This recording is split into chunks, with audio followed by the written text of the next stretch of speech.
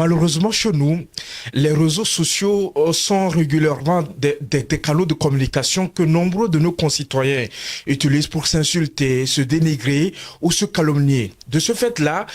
plusieurs spécialistes sont arrivés à la conclusion que les réseaux sociaux tels que l'on utilise aujourd'hui au Togo sont malheureusement le lieu de prédilection des dérapages, de diffusion de fausses nouvelles et de publication de fausses informations. Donc, au lieu de construire et de servir à l'élévation donc de notre société, à plusieurs reprises, ils la déconstruisent, la desservent et finissent par la baisser. Donc, voyez-vous, la Constitution de notre pays consacre les droits et libertés fondamentaux des citoyens et la participation ouverte de tous les citoyens à la vie de la nation comme fondement de notre démocratie. Donc, nous estimons que si les réseaux sociaux sont utilisés dans le strict respect du cadre juridique national, cela peut être un outil à travers lequel les citoyens peuvent exercer le contrôle de l'action publique dans un contexte où les Togolais sont de plus en plus exigeants et s'intéressent donc à la manière dont les affaires publiques sont gérées. Parce qu'en fait, dans une société où la reddition des comptes est la boussole donc de l'organisation des pouvoirs, les citoyens sont regardants et aptes à demander des comptes à ceux qui ont reçu donc un mandat de conduire notre destin commun. Mais au-delà, il est légitime de reconnaître que ces derniers événements qui ont pollué donc la toile togolaise laissent apercevoir un malaise social grandissant lié bien évidemment aux difficultés économiques que traversent de nombreux Togolais à revenus moyens ou faibles dans un contexte économique mondial de forte inflation et beaucoup plus aux efforts de contributions supplémentaires demandés par les gouvernants à une population qui peine déjà à jongler debout. Les libertés individuelles et collectives, notamment la liberté d'expression, seront garanties par les textes et lois de la République. Il s'agit d'un droit fondamental qui offre la possibilité à chaque citoyen d'exprimer ses opinions, mais aussi de rechercher, de recevoir et de diffuser des informations et des idées. Aujourd'hui, le plus important, c'est d'avoir à l'idée que la prise de parole à travers tout moyen de communication, y compris l'utilisation des réseaux sociaux, est réglementée et a des limites afin de préserver l'ordre public, la paix sociale, la dignité humaine et les droits d'autrui. Donc la violence de ces limites est soumise souvent à des sanctions justes et proportionnées prévues par plusieurs textes, dont le code pénal.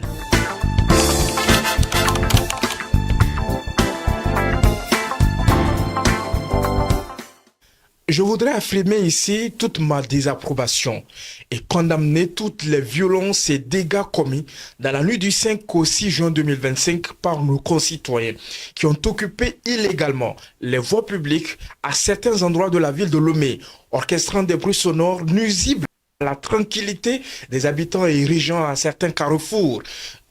et axes stratégiques donc de la ville, des barricades bloquant ici la circulation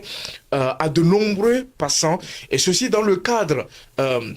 d'une manifestation non déclarée, non autorisée et surtout illégale, et qui, selon les autorités judiciaires, s'inscrit dans le cadre d'un appel par le biais de nombreux messages audiovisuels diffusés et relayés sur les réseaux sociaux par un groupe de concitoyens depuis les pays étrangers, incitant les Togolais à mener des actions déstabilisatrices contre les institutions de la République togolaise. Je voudrais également dénoncer les violences commises par les agents de sécurité sur nos concitoyens, interpellés à la suite de leur intervention pour établir l'ordre public et protéger les usagers de la voie publique. Les réunions et les manifestations pacifiques publiques sont libres au Togo si les conditions définies dans le cadre de la loi qui organise les conditions d'exercice de cette liberté sont remplies. Chez nous, les réunions ou les manifestations pacifiques sur la voie publique et dans les lieux publics ne peuvent se tenir avant 11 heures et au-delà de 18 heures. Les réunions et manifestations pacifiques publiques sont soumises au seul régime d'information ou de déclaration préalable. Donc toute réunion ou manifestation pacifique sur la voie publique et dans les lieux publics est soumise à une déclaration préalable. Dans le cadre de ces réunions, le nombre de localités pouvant recevoir des manifestations d'un même objet, d'une même structure ou organisation de façon simultanée est limité par l'autorité administrative compétente. en fonction donc de la disponibilité des forces de l'ordre affectées à l'encadrement donc des dites manifestations. La déclaration préalable doit indiquer l'identité complète des 3 principales personnes organisatrices donc de la réunion ou de la manifestation, leur qualité, leur domicile ou le siège de l'organisation, le lieu ou l'itinéraire, le jour, l'heure et le but de la réunion ou de la manifestation. La déclaration préalable doit être faite au moins 5 jours ouvrables et aux heures de service avant la tenue de la réunion ou de la manifestation. Ce délai courra à compter donc de la date de réception de la déclaration préalable par l'autorité administrative compétente. Il peut s'agir donc du ministre chargé de l'administration territoriale, du gouverneur ou du préfet. Donc la déclaration préalable ne dispense donc pas les organisateurs des formalités d'occupation des lieux ou de couverture sécuritaire de la réunion ou de la manifestation. L'autorité administrative compétente qui reçoit la déclaration fait connaître ses observations et ses recommandations motivées notamment en ce qui concerne le lieu, l'itinéraire, la sécurité et les secours d'urgence raisonnables dans un délai de 72 heures avant la date prévue pour la réunion ou la manifestation. Les organisateurs sont tenus donc de respecter les recommandations formulées par l'autorité administrative compétente. Pour vérifier le respect donc des prescriptions qu'elle a formulées donc pour la tenue donc de la réunion ou de la manifestation, l'autorité administrative compétente peut se déplacer sur le ou les lieux concernés, donc en présence donc des organisateurs. Suite donc de ces constatations, l'autorité compétente, c'est-à-dire l'autorité administrative compétente, peut, par décision motivée, soit différer donc la manifestation, soit l'interdire s'il y a donc des risques sérieux de troubles donc à l'ordre public. Donc les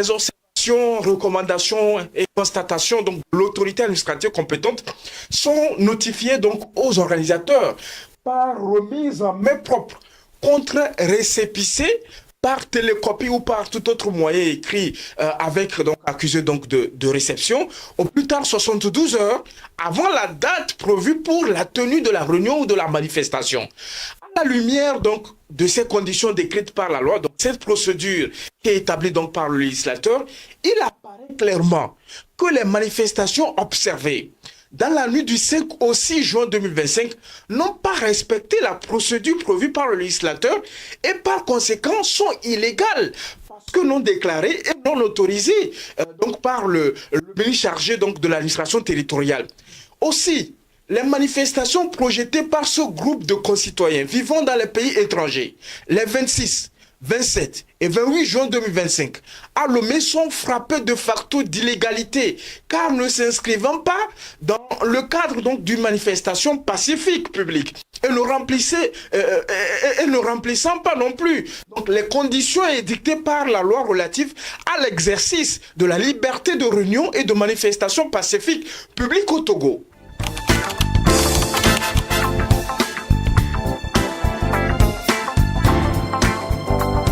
Les représentants de l'État, c'est-à-dire ceux qui incarnent l'autorité publique, qu'ils soient élus ou nommés, exercent leur autorité conformément aux lois et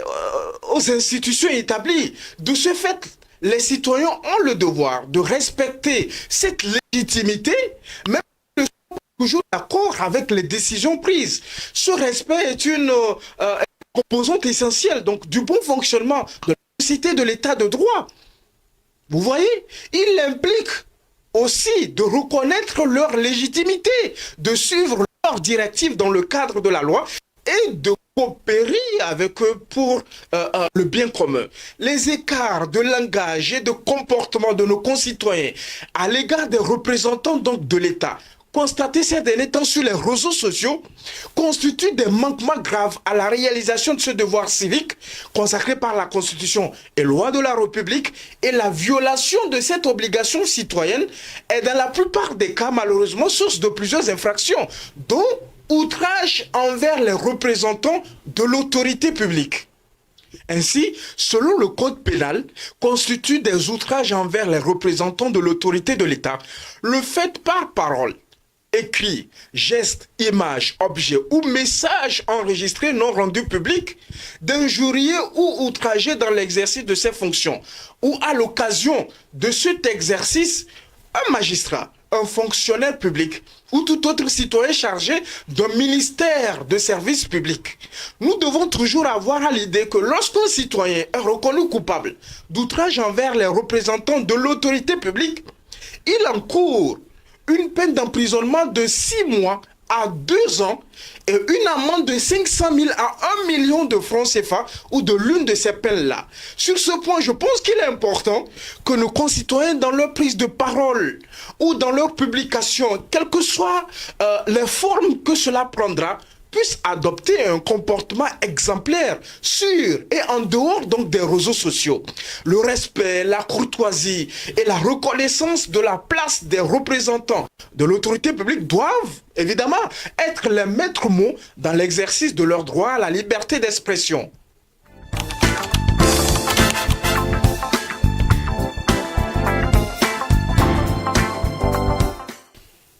Je voudrais attirer l'attention de nos concitoyens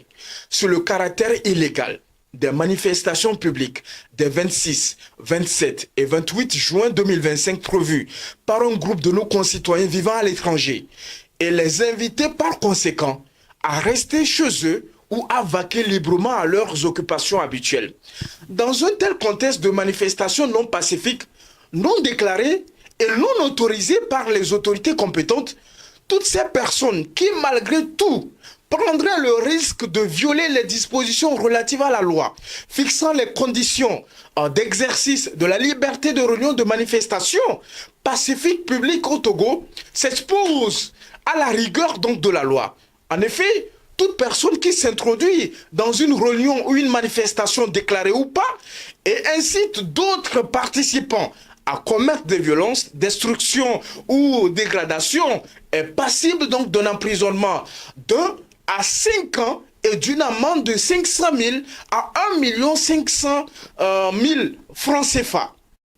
Ainsi, toute personne qui, à l'occasion donc de réunions ou manifestations pacifiques publiques, s'introduit par des menaces, contraintes ou violences dans un édifice public ou privé, dans une maison d'habitation, dans un bâtiment à usage commercial ou dans un lieu de culte sera puni conformément aux dispositions donc du code pénal et du code de procédure pénale. L'économie togolaise est fondamentalement soutenue par le secteur informel et ses artisans et entrepreneurs que nous voyons dans nos quartiers et villages ont besoin de la paix, de la stabilité et de la cohésion sociale pour exercer leur métier et nourrir leurs familles respectives. Ceux qui veulent par la force et la violence régler leur compte personnel avec les autorités publiques ne rendent pas service au peuple togolais. Je pense qu'ils doivent le comprendre une fois pour de bon. Même dans les pays où ils résident, la violence, les troubles à l'ordre public ou toute autre forme de déstabilisation